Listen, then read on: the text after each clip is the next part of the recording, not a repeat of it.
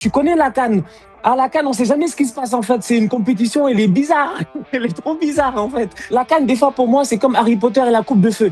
Tu sais pas ce qui peut arriver. Genre, tu sais pas à la fin qui va gagner. Tu vois, c'est ça le délire de la Coupe d'Afrique.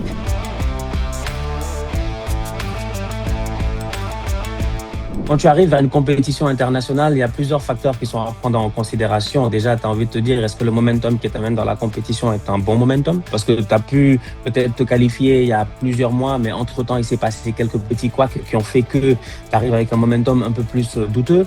Deuxièmement, je pense que c'est important de voir aussi les joueurs que tu amènes dans ta compétition. C'est quoi le statut de ces joueurs-là? Comment est-ce qu'ils évoluent en club? Et pour le moment, je pense que le Sénégal fait partie de ces pays-là où chaque week-end, les gens ont l'occasion, quand ils allument leur télé le samedi et le dimanche, voir des joueurs de l'équipe nationale du Sénégal briller. Il y a quelques jours, il y avait le jeune du Paris Saint-Germain, Ibrahim Bey, qui est arrivé en sélection lors de la dernière trêve internationale, qui marque un beau but au parc et tout. Donc, moi, je pense qu'on arrive à la compétition dans les meilleures conditions possibles. Parce que finalement, il y a eu ce changement de coach qui peut un tout petit peu, dans la tête de certains de nos adversaires, se dire: est-ce que le Sénégal est aussi stable que cela? Est-ce que Aliou Cissé, qui avait été là pendant plus de 10 ans, qui avait fait un travail incroyable, qui a fait deux finales de Coupe d'Afrique, qui en a gagné une, qui en a perdu une de rien du tout face à l'Algérie, qui s'en va du jour au lendemain après t'avoir qualifié quand même à 2 Coupes du Monde. Tu sais, on était vraiment dans un confort en fait. On avait quelqu'un qui menait la barque et nous on était confiants, on était assis, on se disait le capitaine il gère. Donc quand tu changes de capitaine aussi, ça peut semer un petit doute peut-être dans l'équipe.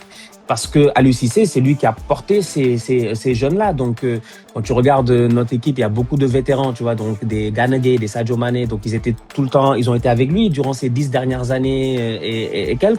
Donc, tout change du jour au lendemain. Mais on peut le dire, Dieu merci, franchement, j'ai envie de dire, cette transition a été bien faite. Ça fait maintenant 1 an qu'il est parti. Et durant la dernière année, c'est une équipe du Sénégal que tout le monde a vu a performé. Donc, ouais, j'ai envie de te dire, franchement, on arrive, je pense, assez serein et toujours humble, bien entendu, mais assez serein et dans des bonnes conditions pour cette Coupe d'Afrique. Je me demande des fois, dans ma conception des choses, je me dis, c'est quoi qui fait un match référence vraiment en fait? Qu'est-ce qui fait que ton match est référence? C'est parce que tu as gagné 5-0? Peut-être tu veux gagner 5-0 face à un adversaire dont tu es beaucoup plus fort. Ça ne veut pas dire forcément qu'il y a des références ou des trucs, mais on a eu de la chance quand même sur le chemin. On a eu quelques rencontres amicales qui ont été assez importantes. Il y a eu ce match-là face à l'Angleterre, à Nottingham, cette belle victoire de l'équipe nationale du Sénégal. Tu joues face à l'Angleterre, tu leur mets un score chez eux, tu performes bien, tu domines le jeu. Surtout que tu as une équipe nationale d'Angleterre qui est en top forme depuis l'arrivée de Thomas Tuchel, ça joue bien. Ils sont aussi parmi les favoris pour la prochaine Coupe du Monde. Donc aller les retrouver chez eux et réussir à les battre, je pense que ça c'était vraiment, on peut dire, un match référence pour cette équipe de Pape Thiaw là, parce que ça nous a mis en confiance. Et j'ai envie de dire, ça nous a même remis en confiance parce qu'il y a quelques années, on avait réussi à battre le Brésil à Lisbonne en match amical. Derrière, on a eu un peu, c'est pour ça qu'Aliou Cissé est parti, on a eu ce sentiment-là qu'on stagnait un peu, qu'on n'arrivait pas peut-être à passer le prochain palier. Le nouveau coach est arrivé, il s'est bien géré dans les matchs de qualification. Il a eu l'opportunité de jouer l'Angleterre en amical, il les a battus. On a joué face au Brésil aussi, on a perdu. Je considère que ça aussi, c'est un match référence. Parce que souvent, dans le football, on pense que les matchs références ne sont que positifs. Mais en réalité, tu joues face au Brésil, il te tape clairement. Ça te fait réfléchir. Elle est peut-être considérée comme étant négative, mais moi, je la trouve super positive parce que tu bats l'Angleterre, tu joues face au Brésil, il y a eu quelques petits changements et tu te dis, bon, il faut peut-être que je me recalibre. Tant mieux, de temps en temps, tu as besoin de, comme ils disent en anglais, un wake-up call. Donc, tu as besoin qu'on te réveille un tout petit peu, là, on te tapote pour te dire, allez, réveille-toi. Et donc, ouais, je dirais c'est ces 2 gros matchs amicaux-là. Sinon, le reste, on a quand même bien géré lors des matchs de qualification. D'habitude, on se dit une équipe qui gagne, c'est une équipe qui a une ossature, donc qui a une colonne vertébrale.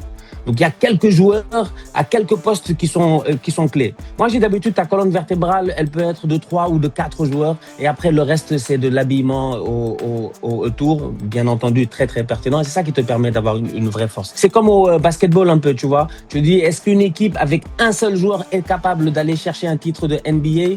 Peut-être pas. Mais si tu as un Big Two ou un Big Three, comme ils disent là-bas, ok, là, tu commences à avoir genre une mouvance. Donc, ouais, cette équipe-là, avec Aliou Cissé, elle avait évidemment Sadio Mané. Et voilà, c'est la légende, c'est le GOAT chez nous, hein, il n'y a absolument rien à dire. On a eu El Hadji Diouf.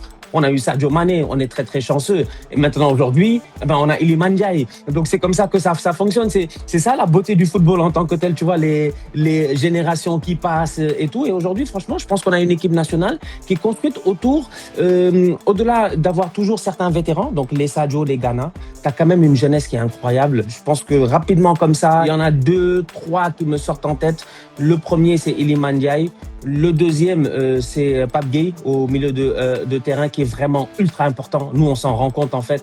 À chaque fois que Pape Gueye n'est pas là, on est un peu en galère, on a un problème. Genre, c'est comme, voilà, c'est pas les mêmes, pour le moment en tout cas, c'est pas les mêmes niveaux évidemment, mais pour caricaturer, pour que les gens aient une idée, c'est comme un City de Guardiola sans Rodri ou un Barça de Guardiola sans Busquets. T'as vraiment ce joueur métronome important au milieu de terrain et ça, on l'a trouvé à travers Pape Gueye. Iliman Ndiaye est juste sensationnel dans sa manière de dribbler, de créer du jeu et tout. C'est ces deux-là. Après, il y en a d'autres aussi. Hein. Il y a le jeune Habib Diarra qui est excellent, Lamine Camara et tout. C'est cette nouvelle génération-là, cette jeunesse-là qui doit porter l'équipe lors de cette CAN-là et éventuellement aussi lors de la prochaine Coupe du Monde. Il ne faut pas avoir peur de son destin. Tu vois, faut pas avoir peur de son destin. Donc, l'évolution de notre football ces dernières années, le bon travail qui a été fait de telle sorte qu'on arrive à la compétition, on le veuille ou non, on nous classe déjà comme favoris. Donc, ça veut dire que techniquement parlant, les gens, les bookmakers, tout ça, j'ai envie de dire, le monde du football considère que le Sénégal est capable d'aller chercher cette Coupe d'Afrique. Et je pense que les Sénégalais eux-mêmes, à l'intérieur d'eux-mêmes, ils y croient aussi. Ils pensent qu'ils sont capables d'aller chercher cette CAN. Faut pas oublier que la dernière fois en Côte d'Ivoire, on pensait qu'on allait être champion. Hein. Nous, on était convaincus dans notre tête qu'on allait faire back-to-back. Hein. Je ne sais pas pour les autres, mais tu vois, quand on fait les 3 premiers matchs de poule et qu'on finit avec meilleure attaque, je pense qu'on met 7 ou 8 buts. On en encaisse 1, je pense, en phase de poule. 3 matchs, 3 victoires. On finit premier du groupe. Tout va bien. Normalement, quand tu es premier de ton groupe, tu dois avoir un parcours un peu plus simple. Et là, tu connais la CAN. À la CAN, on ne sait jamais ce qui se passe en fait. C'est une compétition, elle est bizarre. Elle est trop bizarre en fait. Tu vois, genre, la CAN, des fois pour moi, c'est comme Harry Potter et la coupe de feu. Tu sais pas ce qui peut arriver. Genre, tu sais pas à la fin qui va gagner. Tu vois, c'est ça le délire de la Coupe d'Afrique. Tu finis premier, tu tombes sur le pays organisateur. À domicile, la Côte d'Ivoire, oh là là, et tu perds au penalty, tu vois. Mais je pense que cette année, voilà, on est prêt encore, on est prêt mentalement. On ne sait pas, peut-être on va jouer le Maroc en fait, avant la finale. Peut-être on va jouer une autre équipe avant la finale. Donc il faut être prêt mentalement. Chaque match, tu les prends comme une finale. Donc oui, moi je pense qu'il y a moyen cette année d'aller chercher ce titre de champion d'Afrique. Et moi j'aime bien les clins d'œil au destin. La dernière fois qu'on a eu à jouer cette équipe de France à la Coupe du Monde en 2002, 6 mois avant, on allait en finale de la CAN face au Cameroun. On l'avait perdu certes, mais n'empêche. Je me dis allez vas-y. On aime bien, nous, les années où il y a beaucoup de caméras sur nous, tu vois. Le monde entier va nous voir, on aime bien performer. Je pense que les Sénégalais sont plutôt confiants à cause de ce qui s'est passé ces derniers temps. L'équipe joue bien, l'équipe marque beaucoup de buts. On a un football beaucoup plus offensif sous Pape Thiaw que l'on ne l'avait sous Aliou Cissé. Donc, ouais, je pense que les Sénégalais sont assez confiants parce qu'on a une belle équipe qui joue bien. Donc, il n'y a pas de raison d'être stressé, en fait. Hein. Nous, on part à la compétition. Après, bon, voilà, on a envie de gagner.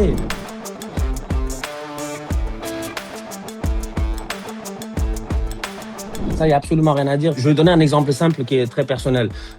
J'ai perdu mon père il n'y a pas longtemps, il y a 2 mois, paix à son âme, mais c'était un Marocain. Tu vas te dire, ouais, mais qu'est-ce qu'il raconte? Moi, mon père, je veux dire, son deuxième pays préféré au monde, c'était le Maroc. Il a étudié au Maroc. Il a étudié à Rabat, il a étudié l'aéronautique à Rabat. Et quand il me racontait le Maroc, il kiffait, quoi. Genre, c'est genre, j'avais 20 ans, j'avais 21 ans, j'avais 22 ans, on était plein de Sénégalais là-bas et tout. Donc, je pense que les Sénégalais, oui, effectivement, encore plus à Tanger, j'ai l'impression qu'on va être un peu à domicile. Encore une fois, je le dis, le football étant tellement imprévisible, faut juste pas jouer le Maroc au Maroc, parce que dans tous les cas, tu seras pas à domicile. C'est un peu ce qui nous est arrivé en Côte d'Ivoire. Il y a énormément de Sénégalais en Côte d'Ivoire. Je pense qu'il y a plus d'1 million de Sénégalais qui vivent en Côte d'Ivoire. À Yamoussoukro, il y avait beaucoup de Sénégalais. Le Sénégal se sentait presque à domicile jusqu'au moment où on est tombé face à la Côte d'Ivoire, malheureusement. Donc oui, je pense que cette amitié sénégalo-marocaine qui existe depuis bien longtemps, je sais que les Sénégalais vivent bien au Maroc et ça va. Et voilà, j'espère que tous ils vont se lever et mettre le feu à Tanger.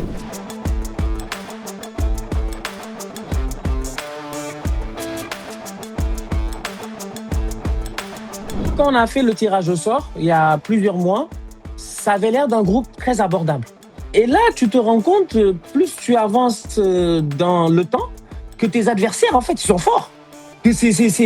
Que les Béninois, finalement, ils finissent troisième d'un groupe de Coupe du Monde. Derrière, je pense, le Nigeria et l'Afrique du Sud. 1 point. Et le Bénin, ils sont à 1 point d'aller en barrage. Ils sont à 1 point d'aller en Coupe du Monde pour la première fois de leur histoire, en fait. Ça se joue à rien. Le Bénin était sur une série en 2025 là, de genre 3 ou 4 matchs de qualification d'affilée avec que des victoires. Donc cette équipe du Bénin là, non seulement elle est dangereuse parce qu'elle a quand même fait une belle année 2025, mais au-delà de cela, j'ai envie de dire, elle a un coach qui, encore une fois, fait partie de ces gars qui ont entraîné toute l'Afrique. En fait, c'est Garnet Traoré, il connaît. En fait, s'il y a un gars, il connaît la CAN, lui, c'est lui. Je me méfie quand même de cette équipe du Bénin. Je me méfie de la RDC parce que les Congolais sont revanchards. Ils sont revanchards parce que c'est un peu à cause de nous qu'ils ne sont pas allés directement à la Coupe du Monde. Donc les Congolais, durant la dernière année, quand même, on se connaît très bien. Entre Dakar et Kinshasa, on se connaît très bien. Bon, ils sont venus à Dakar. J'étais au stade d'ailleurs ce jour-là. On menait 1-0. On aurait pu tuer le match. On ne l'a pas fait. Ils ont égalisé. Ils sont allés chercher 1 point ici lors des matchs de qualification de la dernière Coupe du Monde. Et quand on est allé chez eux, ils nous ont rapidement mené au score 2-0. On n'était pas prêts. En fait, franchement, on est arrivé à Kinshasa. Ils nous ont mis 2 jabs. On était déjà KO là. Et là, tu as l'arbitre qui est en train de compter 1, 2, 3, 4. Et là, tu dis, mais attends, il faut qu'on se lève rapidement. Heureusement, on s'est levé et on a réussi à faire une remontada là-bas et à prendre les 3 points en gagnant 3-2. Donc, je me méfie de cette équipe de la RDC qui, en plus de ça, a réussi lors des playoffs à survoler les playoffs avec le Nigeria, le Gabon, tout le monde était là et tout, et à se qualifier pour les playoffs donc de la Coupe du Monde en mars prochain. Je pense que c'est une équipe qui a une belle dynamique. Parce que non seulement avec De Sabre, qui était arrivé juste avant la dernière CAN, on se disait, il venait de changer de coach avant la CAN en Côte d'Ivoire. Faut pas trop compter sur les Congolais, ils sont pas prêts. Au contraire, il a réussi à motiver ce groupe-là et ils sont allés et ils ont fini 4e. Ils auraient même pu finir, je pense, 3e lors de ce match de 3e place-là, il me semble. Je suis à 100% derrière eux pour le mondial. J'aimerais bien que, on puisse avoir toutes nos meilleures nations africaines. Donc, c'est une équipe aussi dont je me méfie, franchement, dans ce groupe-là parce qu'elle a des atouts pour fatiguer le Sénégal. Elle connaît bien le Sénégal. On a joué 2 fois ensemble lors des 12-13 derniers mois et ils nous ont pas encore battus. Donc, je sens que le Sénégal-RDC, deuxième match de poule, qui est important en plus, deuxième match de poule, est toujours pivot. Il va être incroyable ce match-là. J'en discutais il y a quelques jours en plus avec un de mes collègues créateurs de contenu, Wilou, et je lui disais, les Marocains, ils sont sur une série de 18 victoires d'affilée. Je suis d'accord, ou 18 je pense, 18-19, ne me prenez pas au mot, mais il me semble. Mais ils ont joué qui? Nous, on avait une série de, je pense, 26 matchs sans défaite. Et c'est le Brésil qui a arrêté cette série-là. Je dis, bon, les Marocains, ils vont jouer le Brésil à la Coupe du Monde. Donc, on va voir ce que ça va donner entre-temps. Entre-temps, ça reste une très, très belle équipe de football. Ce qui est bien avec le Maroc en ce moment, c'est la constance. Je suis content qu'il n'ait pas changé de coach après la dernière CAN. Tu sais, il y avait l'offre de la Coupe du Monde, belle Coupe du Monde, ça, il n'y a rien à dire. On était tous derrière le Maroc, franchement. Ils nous ont tellement bluffés. Je voulais tellement qu'ils passent face à la France, mais à la fin, tu sentais qu'ils étaient fatigués. Il y avait des blessés, Romain Saïs, tout ça. Et ils arrivent à la CAN avec la grosse tête. On peut pas l'enlever, ça. Je suis désolé. Moi, je suis très franc dans la manière dont je parle. Ils arrivent vraiment avec la grosse tête en mode on va taper tout le monde. Après, le football, comme je dis, on sait jamais. Ça peut aller tellement vite dans le football que tu peux dire allez, vas-y, on va changer de coach, machin. Mais ils ont gardé Regragui. Ils lui ont permis de pouvoir continuer sur la lancée de ce qu'il avait fait à la Coupe du Monde. Et l'effectif est devenu plus fort. En fait, ils sont devenus plus forts, en fait. Beaucoup de jeunes joueurs, mais très, très forts, en fait. Donc, pour moi, ils sont plus forts qu'ils l'étaient au Qatar en 2022. Maintenant, au Qatar, ils avaient le cœur. Si les petits là, ils y mettent le cœur, comme leur tonton là, il y a 3 ans, ils ont mis le cœur, je pense qu'on est mort. Franchement, je pense qu'on est mort. En fait, ils sont capables de venir et de. Maintenant, il y a eu cette blessure de Achraf. Ça, c'est le truc qui vient. C'est dommage parce que moi, j'aime les compétitions quand tout le monde est au top. Donc, c'est un peu dommage, cette blessure de Achraf, mais je l'ai vu de retour à l'entraînement. Donc, j'ose croire que le Maroc sortira premier de son groupe et que derrière, Achraf pourra les rejoindre. Je pense qu'aujourd'hui, le Sénégal est la meilleure équipe d'Afrique.